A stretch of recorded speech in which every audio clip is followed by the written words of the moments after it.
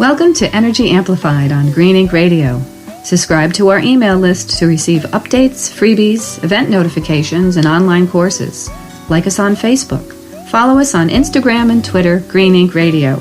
You can read our blog at wordpress.greeninkradio. There are so many other great shows on the Green Ink Radio Network, so tune in to rock your best life.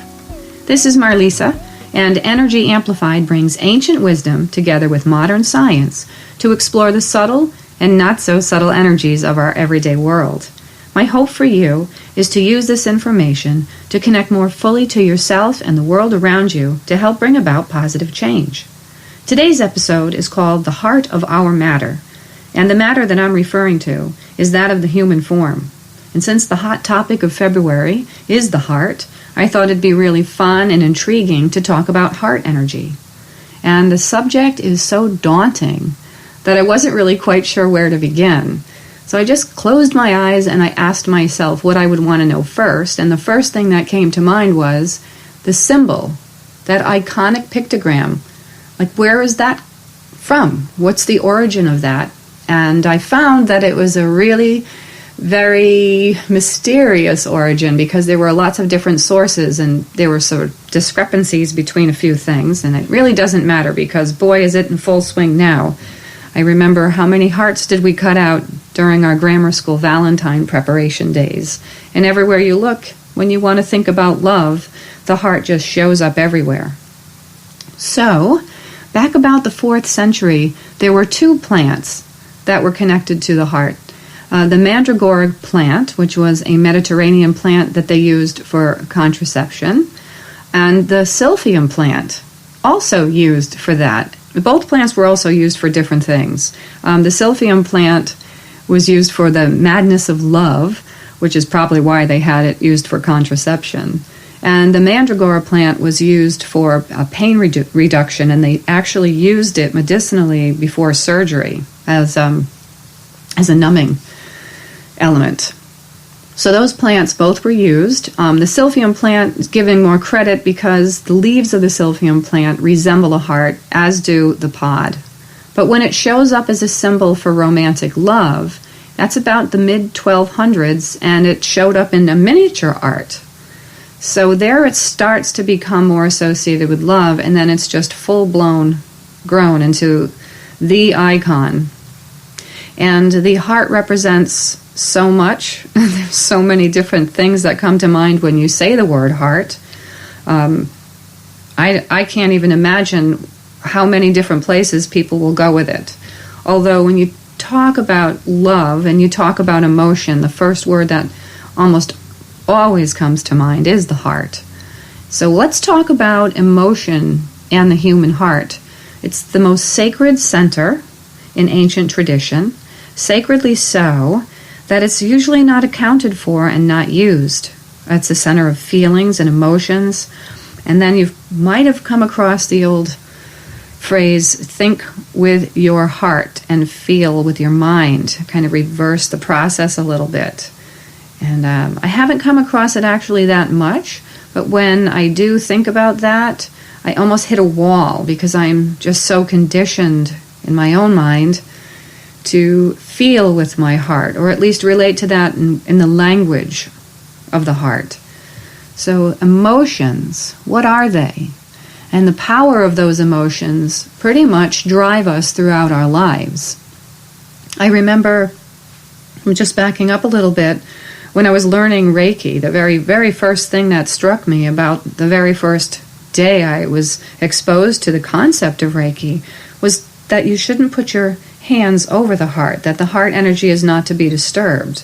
And that is reflected in the ancient tradition. So it's a very sacred center.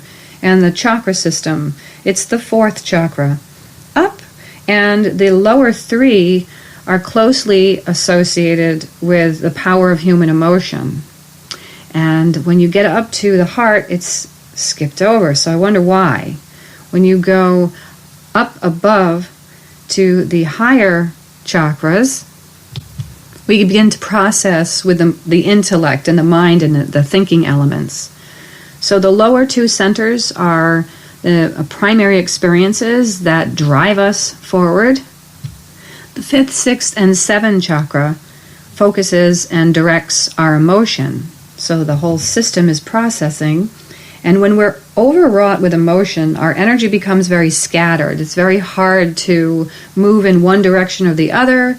If you're starting a project, you might be the type of person, if you have this emotional overwhelm, to have everything in the entire room. If you're for organizing, it's everywhere before you actually begin to place it back into an organized pattern. So what happens in the heart center? There's so much going on. First of all, let's look at what emotion is. And I want to credit Greg Braden right now because I really loved the language he spoke when he talked about feelings, emotions, and thoughts.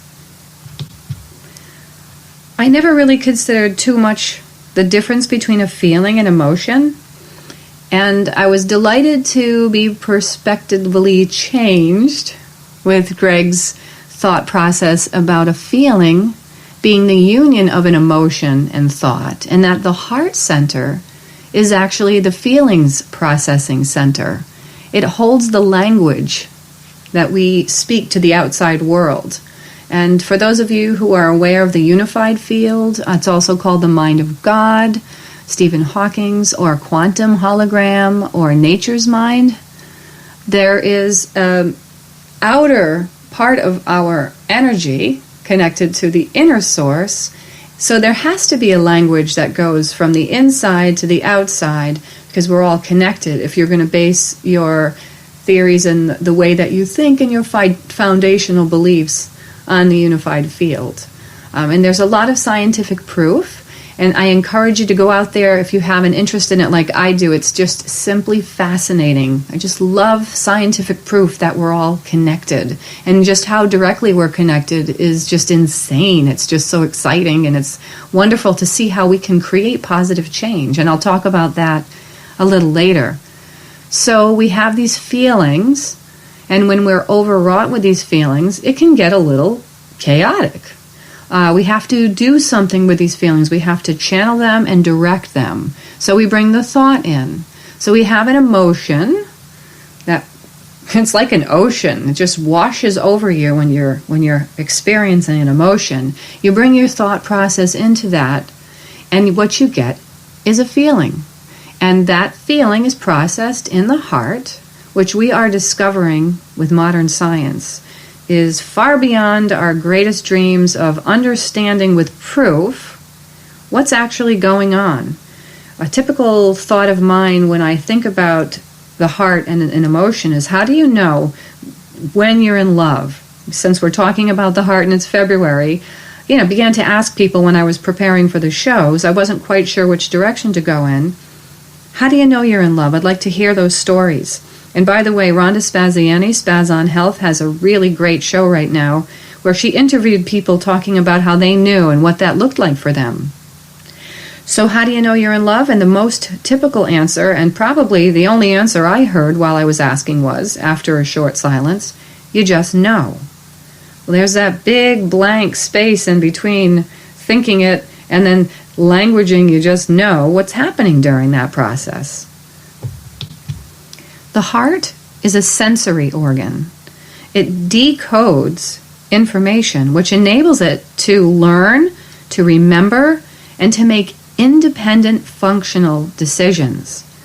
It's far beyond just pumping blood. It's about the size of a fist, and it weighs less than 10 ounces, and it does way more than we could possibly even imagine. So, there's this experiment called the Global Coherence Initiative with the Heart Math Institute. You might have heard about this one. They embedded sensors deep in the earth that were logging changes in the electromagnetic field when people were consciously coming together to quote-unquote drop into their hearts. So there were people who were actually being trained to create a sense of peace in their heart chakra. And I'm not quite sure how they were trained to do that, but I know myself when I was teaching yoga, I would get people to drop right down into their heart to begin the class. And I'd like to share that exercise with you because I think it is a really good way to just get a different perspective on your heart without having anything overwhelming have to happen. But just getting back to the Global Coherence Initiative, during events that were globally difficult, like 9/11, the electromagnetic field shifted. And when these people were consciously praying or meditating on peace, they measured the electromagnetic field in the locations that these people were deliberately placed, where they were deliberately, consciously directing their energy out into the world, into the unified field. And guess what happened? You might know, just by the tone of my voice, I thought this was so great. Crime rates went down, traffic violations went down, everything shifted. And then as soon as they stopped, those rates went right back up again. And this was tried a number of times. You might want to look that one up if you're fascinated as I am about this. So there's proof out there, and I'm sure more and more will come. We're just beginning. This is the tip of the iceberg. I just think that if we give ourselves an open mind and we wait and we allow the thoughts to come, we might even come up with something before science is able to prove it to us, just by our own intuitive sense. So dropping into the heart, this is an easy exercise to do. You really don't want to do it if you're driving right now, but you can half do it. As a matter of fact, if you're used to meditating, it might not be hard at all. But if this is your first time or you're early on in the process, just make sure you're in a safe location. Nothing crazy is going to happen. I just want you to be focused so you don't bump into a wall or crash your car. So we're going to just start by getting comfortable, sitting down. Standing, you can do it as well, but then there's more pressure and you're kind of might even go out of balance. So find a nice, comfortable place. Take a nice deep breath in. Hold that breath for just a few seconds, and then just open your body and let the breath fall out of your mouth. And relax. And with your eyes closed, I want you to start with your awareness just at the top of your head. So just feel what it's like if you could reach up and touch the ceiling with the top of your head. There's that sensory point, just a location, an end point to your body. Drop down into the skull and just sit with your consciousness there behind your eyes, just gently kind of floating, feeling what it's like to be with your consciousness located at the top of your body. And then with your eyes closed, you can take a peek all the way down to the feet. So there's a lot of distance down there.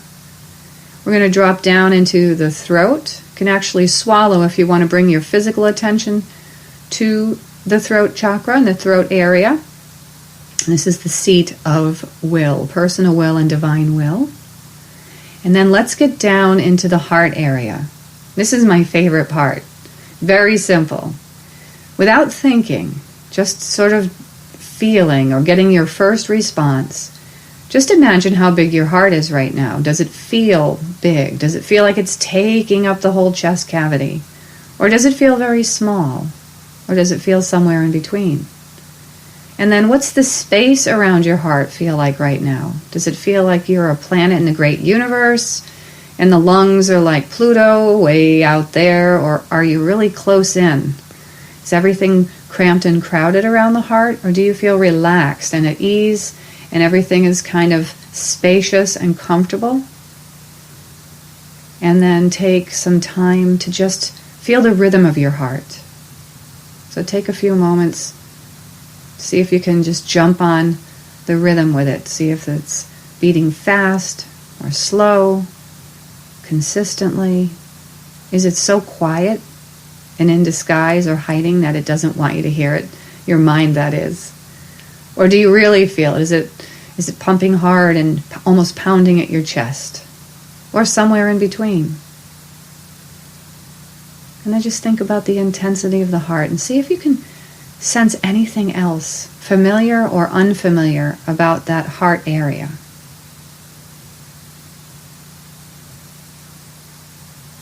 And then take a nice deep breath in and bring the breath and all of that energy and oxygenated blood into the heart area. Imagine it's the heart is just bathing in all of that rich, rich energy. And then when you're ready, just open the body and let the breath fall out. So there's no stress. And then let the next breath just automatically absorb back in, so you're not really thinking about that. So you've just made a really nice physiological connection with the heart, and also an energetic connection. You can start right there. So I wanted to ask you to ask yourself whether or not any emotions came up. Sometimes somebody that might be very close to your heart and you're having an amplified relationship with, love, intense, it's joyful, that might be right there for you. Or if you're having a struggle and it's difficult and it's challenging or there's pain, that could also be right there for you.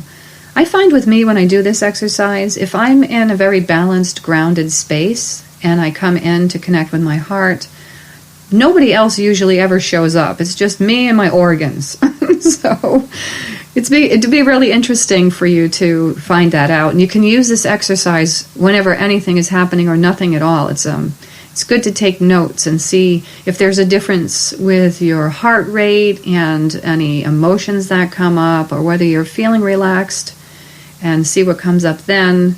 It kind of is a good information decoder for stopping in the everyday fleeting world. So if we talk about the science of the heart, and we want to put it into perspective for what we do know right now in time, in 2018, I thought it would be really good for us to get just a quick overview about the history of science and where we are in the understanding scientifically of our human form. And I want you to keep in mind that there was a 19th century physicist, Lord Kelvin, who said at the peak of their knowledge that they had gathered in physics, when he was discussing something and then addressing his colleagues at a conference, he said, "There's nothing new to be discovered in physics now, except the measurements." They wanted to get more accurate measurements. But right as soon as they said, "Okay, we've got this all covered, this is how it works," the 20th century arrives, and Einstein comes in and everybody else and all his buddies, and boom, we have quantum physics arriving. So they did get to the smaller aspects of measurement, but in that process they discovered that there was more to learn, and there were different things about what they knew that weren't right. So there was a lot of different assessing going on, and it opened up a whole new world. So let's go back to 4 BC. We have got 21 centuries in 4 BC. That's when they discovered the mandragora plant. It was noted, the love potion plant, that Mediterranean plant I referred to. And they started to use it for surgical processes. So there we have an indication that medicine and medical processes were being explored and they were moving forward. Now you shift down a century to 3rd BC, and that's when the Book of Elements were written. So now we've got the Book of Elements. We're using that now in our high school classes. Everyone needs to know it. It goes all that way back. And I found this fascinating. You know, we've just taken for granted that we know that the moon and the tides are connected. But the first mention of it, anyway, was back in 2 BC. And then at 1 AD, we get the Book of Natural History. So now we're starting to combine all of our observations, and we're using things for medicine, and we're understanding a little bit about the planets, really just the moon and how it's affecting our oceans and our waters. The tides are shifting. So we're making those connections, and we get this book of natural history. What comes next? 100 years later, it's the model of the solar system. So now our consciousness is going out and beyond things we can't touch, things that might even seem unreal even though we can see them. And then from the 3rd century all the way to the 13th century, we started becoming avid about discovering our inner universe and our outer universe. So the understanding of the medicines for our bodies and looking inwards grew greatly at that point, as did our understanding of the planets and the solar system. And as we began to understand more and more, in the 13th century, the rudimentals of the scientific method are presented as a communal place to reference for how we look scientifically at things. So in the scientific method, we have techniques for investigating phenomenon and acquiring new knowledge, and also the correcting and the integrating of previous knowledge. So everybody is on board about how we're going to take a look at what we're observing and how we are going to language that so that we can all move together and shift. I love this. I think it's so fun. And then we jump a couple more centuries, and we've got Copernicus and gravity and heliocentrism, where the planets are around the sun. So the sun is the main point. So now we're getting an even deeper understanding about the universe and the movement of everything and how energy affects one another. Another century ahead, we've got Galileo and the telescope. And alongside the discovery of the telescope, William Harvey brings about the discovery of blood circulation. That's the 17th century. We just discovered that our blood is circulating in a system. So we're slowly moving forward in time. And then in 1665, Robert Hooke discovers the cell. And we are so accepting and factual about the cell that I didn't ever think about how far back the cell was. I haven't been one to really know the timeline of things very well. So I love to see where my thinking process is at this point in time and how far back things go in their origins. So the 18th century comes along, and Ben Franklin comes along and discovers that lightning is electrical. It's so profound to imagine, because we know it, that people back then could be looking at this electrical force, this energy in the sky, and see what it can do on the earth and not know it was electrical because electricity was just being discovered. It was just being manipulated and played with. So the Industrial Revolution is coming in at that point, and I wanted to just bring that in because it shifted a lot. A little bit further down the road in the 19th century, we have Darwin and the theory of evolution and the theory of electromagnetism, and also the first virus is discovered. And there's a connection there between all of the chemicals in the Industrial Revolution and the breakdown of the human body with viruses. And let's move into the 20th century. The atomic theory, quantum mechanics comes in. There was nuclear this, magnetic resonance machines. All of those things just really started to gather momentum.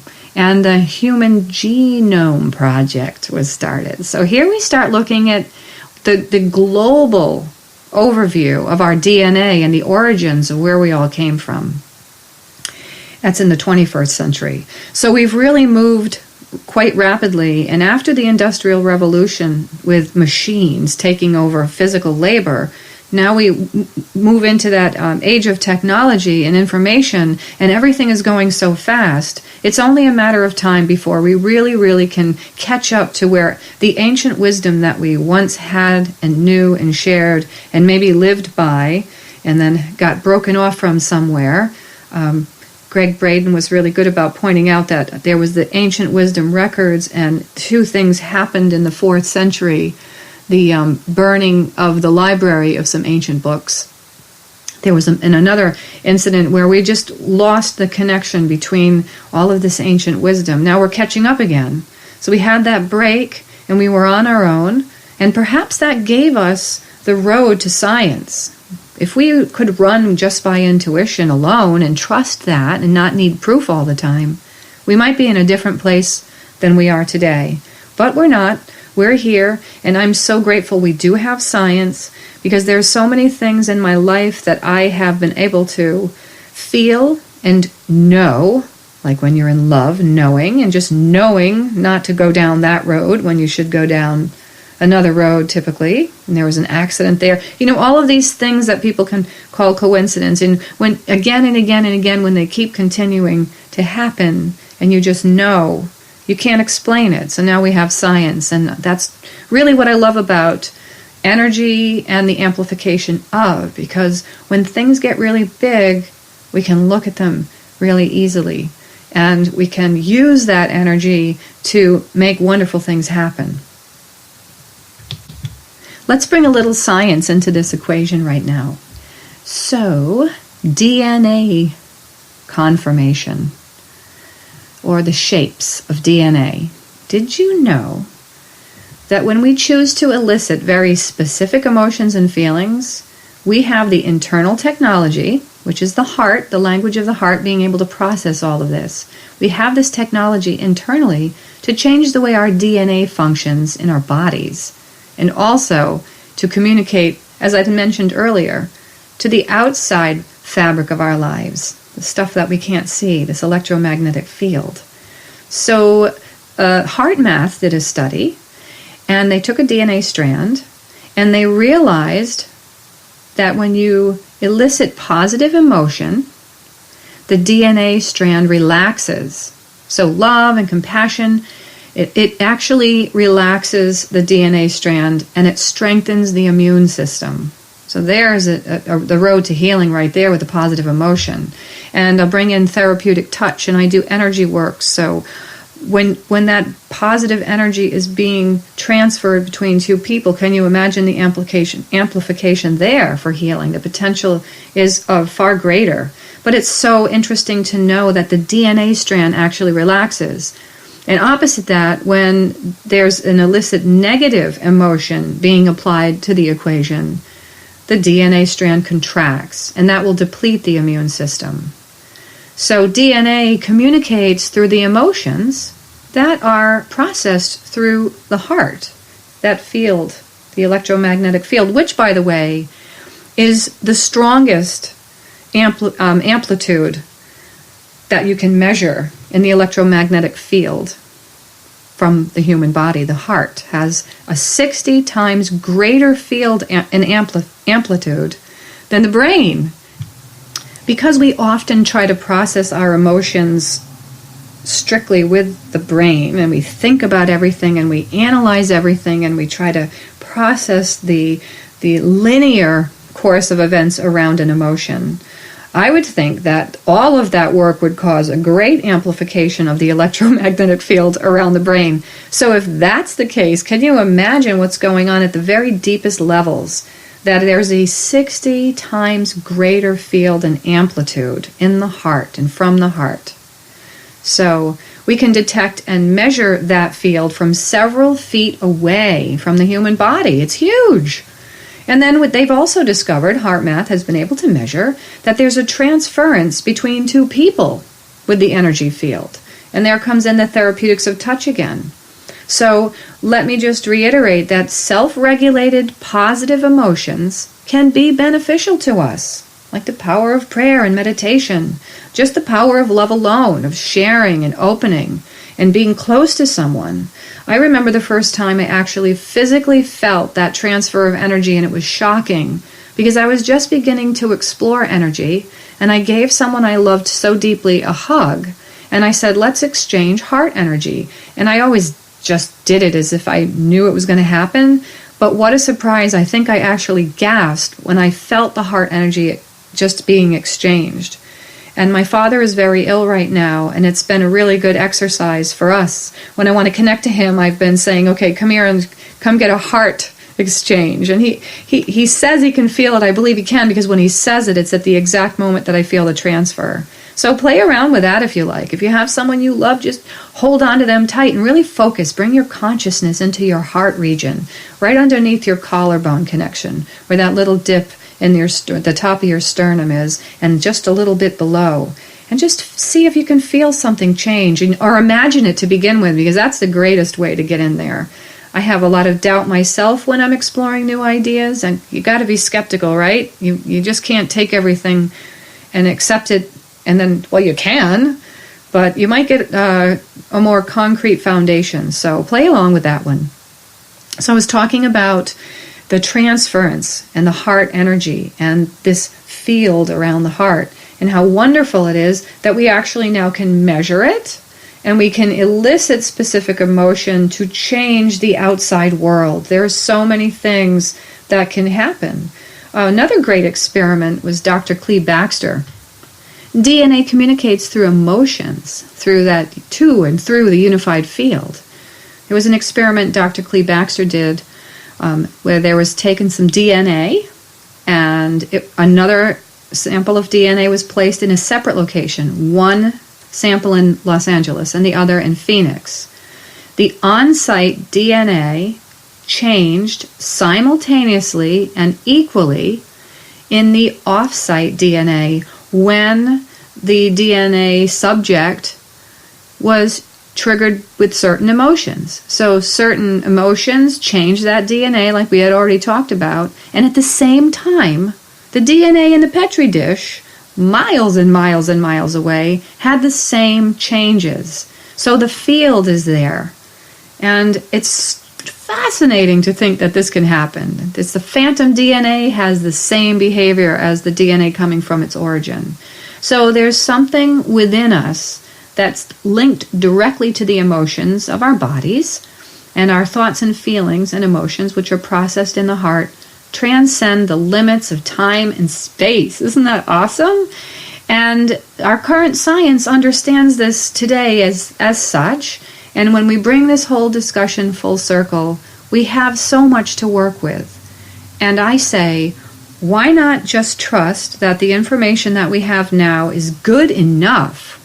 Might not be perfect, it might change, we might learn something different, but what we have to work with today can take us far and beyond.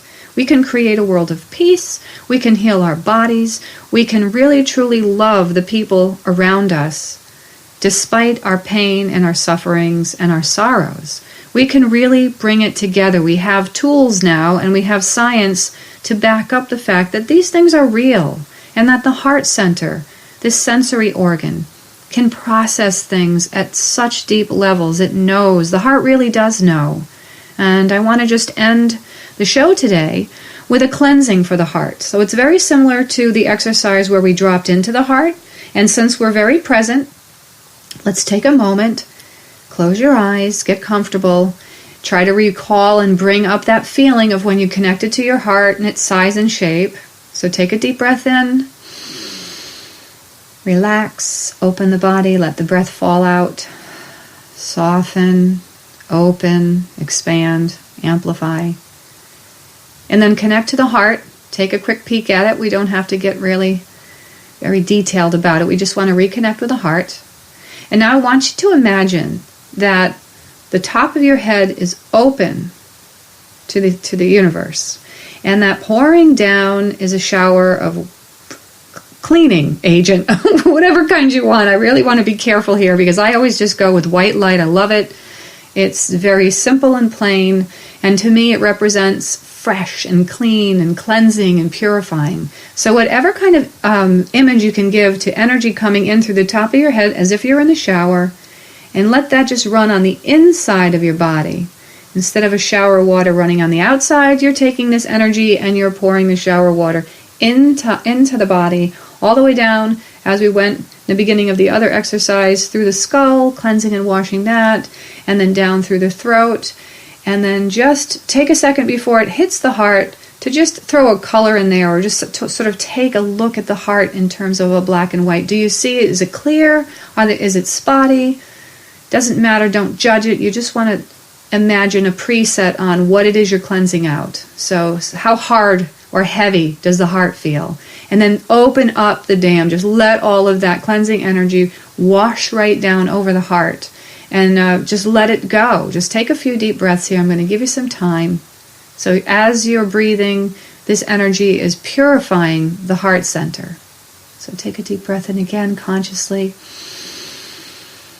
And this time, as you let the breath fall out of the body, let that water fall even more purifyingly, if that's a good word to use, all the way down through the heart, and let that drain out the feet. A good image here is to imagine you're in the shower, and when you look down, imagine you had just been out and you were, maybe it's summertime and you fell in the mud. And when you're showering, you can see all that mud rinsing off. So anything of discoloration, imagine it going down the drain. So continue again, take a deep breath in, start from the top of the head. With the exhale, let that water, or the energy, fall down, beautiful waterfall, right through the heart, taking with it any impurifications, and let it drain out down at the bottom of the feet. So this is also grounding you. You're connecting the soles of the feet to the earth. So all that earth energy is coming up. The force of gravity is pulling you down gently. So there's a beautiful tingling and connection at the soles of the feet. The soles of the feet might even feel a little bit spongy when you give them that attention because they're expanding. The DNA of the heart expanding with love. So the attention that you're giving, the loving, conscious attention to the soles of your feet will expand. Everything will feel open and expanded. So continue just for a few more moments, breathing and cleansing.